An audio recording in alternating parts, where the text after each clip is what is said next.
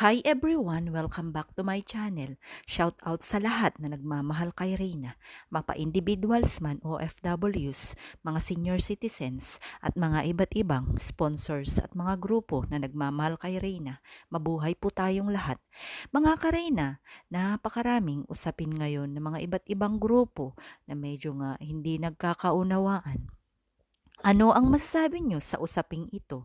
Naway makapag-iwan kayo ng inyong mga opinyon upang sa ganun ay sanay o naway maliwanagan ang mga iba't ibang grupo upang sa ganun ay sana magmahalan na lang tayo magkaisa at ipagpatuloy ang isang layunin na gumaling nga si Reyna sa ating mga individual sa talaga namang bukod tanging maitutulong natin ay manood ng manood ang mga iba't ibang pages lalong-lalo na ang channel ni Kalinga Prab at syempre ni Mama Roda na kung saan sila ay number one na tumutulong kay Reyna.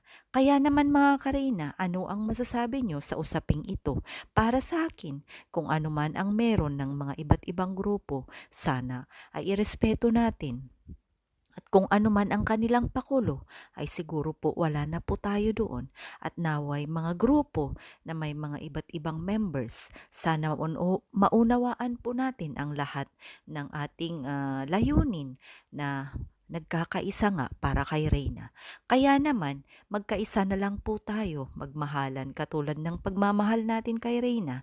Huwag po nating hayaan na manaig ang away o hindi pagkakaunawaan. Ang mahalaga, mahal natin si Reyna at safe